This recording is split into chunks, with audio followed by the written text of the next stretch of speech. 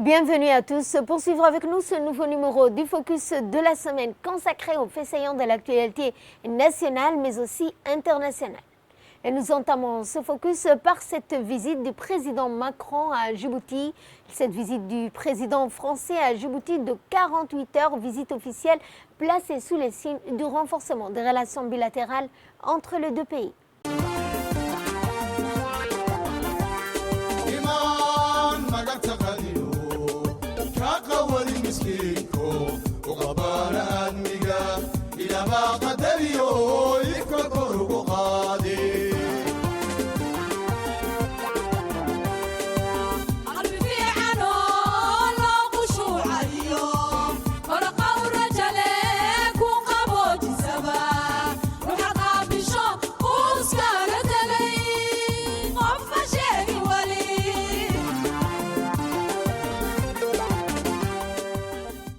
Le chef de l'État, son Excellence Ismaël Omar Guelleh, a accueilli son homologue français, le président français Emmanuel Macron, qui a entamé une visite officielle de 48 heures.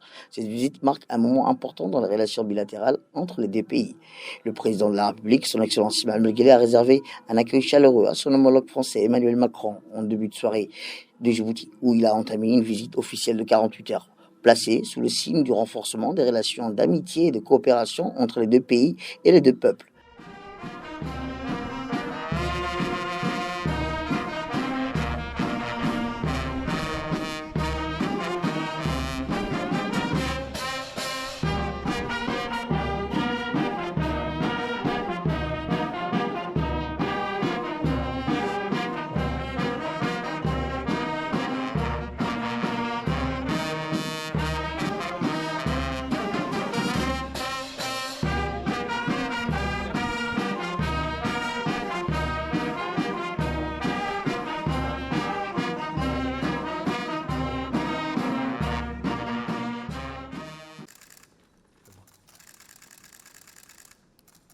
Ainsi, une marque d'un accueil porté à l'apogée de Macron eut droit à toutes les rites protocolaires consentis aux plus illustres des convives reçus par un pays.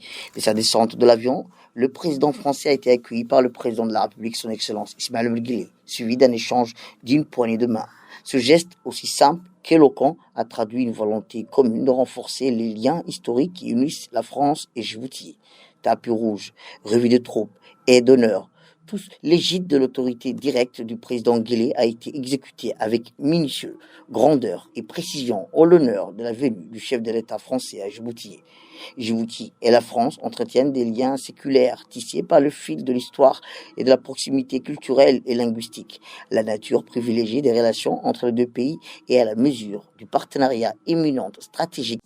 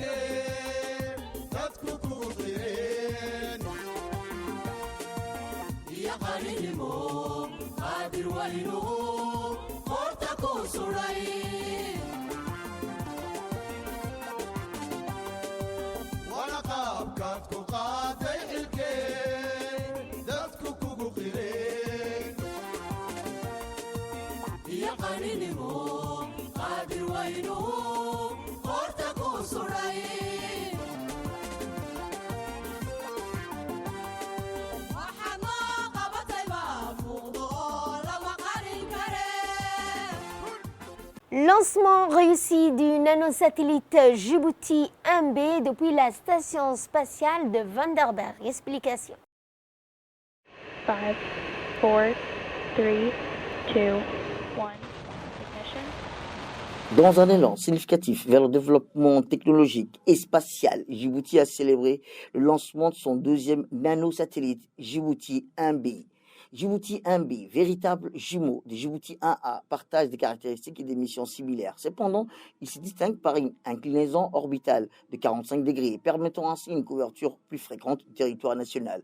Alors que Djibouti 1A survole le pays 3 fois par jour, Djibouti 1B peut effectuer jusqu'à 4 passages quotidiens, renforçant ainsi les capacités d'observation et de collecte des données environnementales. Ce nouveau satellite s'inscrit dans la mission Hydrostat, dont l'objectif principal est de collecter et de transmettre des données cruciales pour le centre d'études et de recherche de Djibouti. Grâce à ces informations, le CERT pourra mieux comprendre le dynamisme environnemental et contribuer à des initiatives de développement durable essentielles pour le bien-être de la population. Djibouti 1B est un nanosatellite de type CubeSat, mesurant 10 x 10 x 10 cm et pesant environ 1 kg. Sa résolution d'image de 1 km par pixel est spécialement conçue pour des observations à grande échelle, offrant ainsi une vue détaillée des changements environnementaux. La journée de la presse a été célébrée avec faste en République de Djibouti sous les auspices du Premier ministre Abdelkader Kamel Mohamed. Djibouti a célébré la journée nationale de la presse au Palais du Peuple sous le thème Transition numérique et éthique journalistique. Cet événement qui s'inscrit dans le cadre de la reconnaissance du rôle essentiel des médias de notre pays. Présidé par le Premier ministre en présence du ministre de la Communication, cette journée a vu la participation de plusieurs membres du gouvernement, des directeurs généraux des différents organes de presse de notre pays, dont le directeur général de la radio-télévision de Djibouti, M. Adnan Abdi Jama, des représentants des ambassades des pays amis à Djibouti, des représentants de la presse audiovisuelle et écrite du pays, dont de nombreux journalistes de la presse. Le thème choisi cette année, transition numérique et éthique journalistique, met en lumière les défis et les responsabilités qui incombent aux journalistes dans un paysage médiatique de plus en plus numérique. Les discussions ont porté sur l'importance d'intégrer les principes éthiques dans le journalisme. Aujourd'hui, notamment la vérification des faits, la protection des sources, la lutte contre les informations. Plusieurs interventions ont également marqué cette journée importante, plus d'un titre comme celle de la présidente par intérim de la Commission nationale de la communication, du ministre de la Communication et enfin du Premier ministre. La journée nationale de la presse est une occasion de célébrer les acquis et de réfléchir aux voies d'amélioration pour offrir l'information de qualité au service de la population djiboutienne. La célébration du Her Issa sur toute l'étendue du territoire. La suite dans ce commentaire. Dans le cadre des festivités de la célébration de l'inscription de Her Issa au centre du patrimoine culturel de l'UNESCO, l'hôtel Kempinski a abrité une cérémonie festive destinée à honorer tous ceux qui ont contribué à l'inscription de Her Issa au registre du patrimoine mondial de l'UNESCO. Plusieurs troupes artistiques ont vibré avec des performances artistiques exceptionnelles et avec des danses, de la musique et d'autres exceptions artistiques traditionnelles pourraient être présentées pour célébrer la culture associée à Her Issa. Cette cérémonie culturelle a réuni une marée humaine venue. Célébration d'inscription de Her Issa au registre du patrimoine immatériel de l'UNESCO, dont des membres du gouvernement, des parlementaires ainsi que plusieurs délégations venues des pays limitrophes, à savoir l'Éthiopie et la Somalie. Cette célébration, c'est non seulement un moment de fierté locale, mais également une opportunité de renforcer la solidarité communautaire et de sensibiliser davantage à l'importance de la préservation des traditions culturelles. L'inscription de Her Issa au registre de l'UNESCO est une reconnaissance importante, probablement liée à la préservation d'une tradition culturelle, d'un patrimoine immatériel. Une telle cérémonie attire souvent de nombreuses personnes, illustrant l'importance de la culture et de l'héritage pour la communauté.